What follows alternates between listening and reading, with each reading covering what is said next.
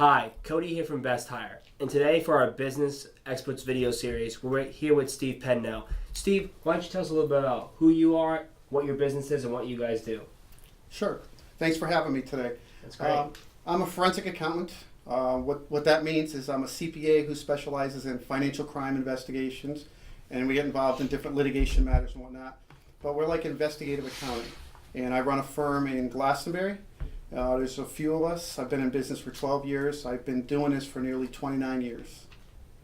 Wow, and in that 29 years, when you're talking about doing forensic investigating, you're looking at people who are just going in, many employers, sizes large and small, who are going in and just covertly taking money sometimes. You're the type of person that we would call to look into that? Yeah, we look into a lot of financial matters.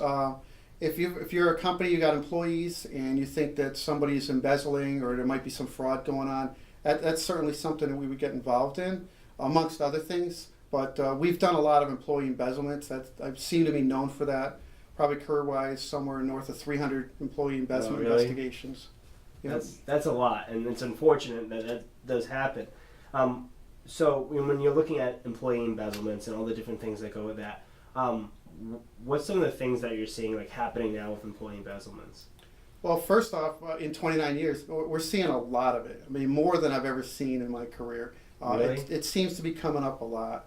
And in places where you wouldn't expect it, or maybe it's always been there and it just hasn't surfaced, but PTO organizations, social organizations, little leagues. And that's just a shame. That's, youth organizations right there, things that are going to help people, and you're seeing that rise there. Well, what happens is a lot of these organizations, they're thin. They rely on volunteers. The internal controls aren't there. A lot of organizations are just thankful to have a treasurer, someone who's willing to step up, keep the bank account, keep track of the records, and once they're in place, no one else is really looking at it because we're just thankful somebody's willing to do it. And then lo and behold, we end up short. We don't have the money, and it seems to be coming up a lot these days. And do you have any idea? It's a shame, of course, that's happening, especially in today's current environment when a lot of local shops need that extra revenue, or they need to be in a good financial shape to keep doing what they're doing. Why do you think we're seeing that rise? Is there something? Is it the economy? Is it something else that's helping push that rise? Are people doing this because they can't pay their bills, or are people doing this just to do it? I think there's a number of factors. I think more organizations are looking at their funds in this economy. If you look at municipalities, for example, their money's pretty tight, and their budgets are thin. So if there was abuse or fraud in the past, it's becoming more apparent because we're looking at it. We're very conscious of how much funds we have. So fraud crosses contexts. It's anywhere. It's in nonprofits, for-profits, municipalities. In society as a whole, I think that one of the things that's apparent is that when you look at society, the entitlement, we call the big E, entitlement's off the chart. It's not just in fraud, it's in how people are behaving in society. Everybody expects everything, and they're willing to do it. I mean, there's an expectation that they should have more, and they deserve more, and they're going to get more. And they're crossing that line where in the past we would see people stealing or committing fraud. Maybe they had a substance abuse or a gambling habit. We're not seeing that. We're seeing people who are just otherwise, decent people, good members of the community who decide to start stealing for none other than entitlement or lifestyle, living beyond their means, and then when it gets discovered, it completely ruins them. So it kind of, it blows my mind, but it also, as we've been doing this for all the different, as I've been working for Best Hire, we've seen this come up with, employers starting to do background checks because they notice something's not right in their company. And it's just, to me, and a shame when you're having this happen so much and so often. And especially like you said, when going back to what you said a few years ago, 90s, municipalities necessarily didn't have tight budgets. So they weren't really looking at it. But now because of the tightness of the budgets, they definitely are. So that kind of, maybe you're right. Maybe it has been there all along. We just weren't paying attention. But it's there nonetheless, whether that be the reason or the big E, the entitlement be the reason. Well, I think fraud's always been there. I think people have embezzled. I mean, at least for the last 30 years that I've been around. But now it just seems to be coming up more often. You see one in the newspaper almost every day. They're showing up in the media. So I have a spreadsheet on my computer of probably close to 300 or 400 embezzlement cases. Just insane. And the stat is 1 in 9. So for every case that you see in the public's eye, there's 8 more that you'll never see that Wow. we resolve quietly. So take that 300 and multiply it by 9, and now you have a better sense, because most of the cases we do, they may never see the light of day for a lot of reasons. Now, we had lunch recently, and when we were having that lunch, we kind of discussed how there are, in some states, there really aren't rules to back up that embezzlement, to punish people for embezzling. Do you think that's also, helping people, like one of the reasons it's increasing a bit? Well, there's 2 things. One is, I don't think that people, when they're committing fraud, necessarily think about the consequences. Mm-hmm. All right, they're in it for whatever reason they're in it, and they're not thinking they're going to get caught. They're not thinking about the consequences. But the other thing is that we're not seeing genuine consequences. All right, we're not seeing people lose their assets. We're not seeing them go to jail for long periods of time. And so I think that's also a factor, that there's only so many resources that are available. At the federal, state, local level, they're all strapped for resources, and there's no shortage for fraud. So just trying to get an agency's attention to investigate one is an issue, and then ultimately how it plays out, what the consequence is going to be. I don't think that the consequences of the past are what they are today. And that's, so often, when you look at consequences, those can be deterrents. I definitely see what you're saying there is, if the consequences aren't there, what stops that guy from saying, oh, I'm going to embezzle all this money, they're never going to get that money back, I'll go serve the 90 days in prison and have all that money. Exactly. And I'm not sure that they're thinking about it when they're doing it, but certainly after the fact, generally most people that steal or start embezzling, they're not thinking about getting caught. They're thinking that they're borrowing, they're going to pay it back. The entitlement certainly changes things, because now they feel they're entitled to it, so they wouldn't pay it back. But then, as they go along, they get caught. Chances are they're watching the same newspapers I'm watching. They're reading the sentences that are in the newspapers. And if they're even contemplating that, they're saying, well, what's the worst that's going to happen? I might go away for a year or two, serve half the sentence, maybe go to a halfway house. I'm not sure. I know that the consequences we used to see, we're not seeing anymore. And also the number of investigations we're seeing aren't what they used to be. So I think those are all factors to why we have so much fraud today. And it's a shame that that's happening, and as I've talked about so many times with different groups of people, is, a lot of this comes down to who you hire and knowing who you hire.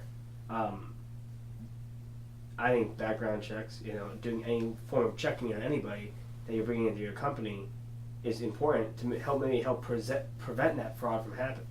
Well, there's 2 things. So one is, with internal controls, how do you minimize this? How do you minimize the risk that your employees, good employees, aren't crossing the line and stealing from you, committing embezzlement? One, you have to know your employees. So you have to know who you're hiring, and then the people you already have, you have to know who they are. You have to keep an eye on what's going on in their life. Certainly when when it's coming down to the final candidates, it would be prudent to do a background check just to know what's there. People that embezzle and they're not held accountable, well, they get rehired somewhere else. A lot of these folks, they go back to work somewhere. They may or may not have a record. They may not have been prosecuted. They may have gotten prosecuted and got accelerated rehabilitation, which means that you won't see their record. So background checks are a critical step when it comes down to the final candidates, just to make sure that you have the knowledge, you know who you're bringing into the company. And then for your existing employees, just being aware of their lifestyles and what's going on. It doesn't mean that they're up to anything just because there's something different going on. Or, for example, you have an employee that's going to the casinos. That doesn't automatically make them a gambler. No. So you just need to be aware. A lot of these cases that I've done, when they looked back at there were warning signs. There were warning signs. Hindsight is everything. 300 Hindsight cases, 2020. It's everything. And you look back and say, oh, there were signs, there were signals. That's how they were living beyond their means. That's how they were doing it. They were doing it on our funds. And I've noticed that as I've done my reading on embezzlement cases, is so many times they're like, oh, well, this person did item A, B, or C in their past. Oh, I should have known, seen that as a sign. So that just getting into that is looking at the person's past. There are those signs there, and there are ways to protect yourself against that. Well, if you had embezzled in the past, in a state like Connecticut, which is a small state, if you've embezzled in the past, you weren't charged, you weren't prosecuted, maybe you were just terminated, Now you're looking for the next job. How truthful are you going to be on the application? How truthful are you going to be? You don't want somebody calling your past employer. They might actually tell what happened. So there's a lot of deception getting that next job. That's all possibility. Why even gamble with that variable? I mean, I'm not saying you take every candidate and do a background check, but when it's coming down to the ones you're going to hire, we do it here at the firm. Everybody gets background checked. You almost owe due diligence to other employees to do those checks, because a lot of these smaller companies, if they have one major embezzlement, that could be it for them. They might not be able to afford to continue operating. And that's happened. Small companies, especially if it's a big enough embezzlement, they don't recover, and then they're out. Which is a shame. Right. Especially when we had one locally, we just had a PTO, similar type situation. It was a smaller PTO, someone went in there and embezzled, and they were having big discussions on how they're going to be able to do their events moving on through the year. So really doing the due diligence there and making sure that you're doing the checks. So you're not just protecting, maybe that person thinks that person who embezzled in the past and is now lying on that application, they think it's mean you're trying to do a background check. Well, they might be like, well, you can't do that, but in all reality, you're protecting both yourself, your company, your reputation, and everything you've worked for, and by extension, those other people's lives by doing that to protect your company from that embezzlement. Oh, it's all part of due diligence now. I mean, when you bring somebody in, you want to know that they're being truthful, they're going to be trustworthy, what they put on their application is accurate, and it's just part of due diligence. I mean, I wouldn't go and buy another company unless I did due diligence to see what I'm buying. Mm-hmm. So the same thing would apply. If I'm bringing somebody into my employment, I want to know who they are, and I want to make sure that they don't have any history or anything that I'm not aware of anyway before I make my decision. Yeah, and doing due diligence, that's definitely, and you've touched on it and you've said it, is a great way to. You gotta do if you want to prevent embezzlement and fraud in your business, you gotta do your due diligence. Whether that be the background checks, or what else do you think would help protect you? Maybe some policies or procedures that are in place? Sure. Once they're in, I mean, policies and procedures, what we call internal controls, all right, segregation of duties, things where, like, take a PTO example, we'll keep working on that. All right, the PTO, all right, we have one person primarily responsible as the treasurer, but we have another person that works with them. So 2 sets of eyes, 2 people counting things. All right, we have an event, we're collecting money, 2 people are there, 2 people count it, 2 people take it to the bank. Much harder now, unless they collude with each other, it's much harder, it's 2 sets of eyes. So rotating duties is another one. A lot of employers get caught because the same employee did the same job and their job didn't get done while they're on vacation and they came back and got caught up. A lot of embezzlements get found when somebody else does their job in their absence because they don't have control over that any longer. They can't control it. Yeah, you could have had someone who was there for 20 years who was embezzling a little bit off the top and you never noticed it because no one else looked at it. 20 years, 2 years, it's just healthy. Yeah. Plus, it also gives you a little bit of an insurance policy so that somebody else is cross-trained to do their job. So in the event that the primary employees, they get sick, something happens, they're on leave, you have another person that's trained to do their job in the event that they're out. So it makes sense to have rotation of duties for a lot of reasons. Yeah, it's a win-win situation no matter how you look at it. Right, but a lot of fraud gets found when the person who was in control committing the fraud is no longer in control. Somebody else is now looking at their area of responsibility. They don't have control over it. And we see that a lot. And that's a good way for a fraud to get detected. Somebody else looking into something they don't normally look into. Yeah, so by, doing those checks, by having that extra set of eyes, by having those policies and procedures, you can do a lot to really reduce your chance for a fraud and embezzlement to happen. Exactly. What we talk about is minimizing your risk. You're never going to eliminate the risk. People are people. Situations change. They have certain pressures. They cross the line. You don't have a lot of control over that. No. All right. They have opportunity. All right. They can be under some pressure. If they can rationalize their behavior, that's the classic fraud triangle: rationalization, opportunity, pressure. Well, what you can do is minimize your risk. Prevent what you can, detect what you can't prevent, and then make sure you have a really good insurance policy so that if something does happen, at least you can recover through the proceeds. Yeah, and that's been, I think, what we've been trying to do. That's what we do on our end, is work with companies to try to add that, tie it all together, and boom, you've done what you can to protect yourself. Steve, thanks so much for sitting down with us today, having this discussion. I always love talking with you. I've learned a lot, especially in today's day and age.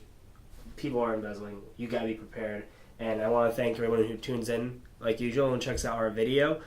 I hope you learned a lot, and all Steve's contact info will be in the link in case you need any help or have any extra questions. Shoot them to us with the channel, and we'll help get them answered. Thanks. Have a good one.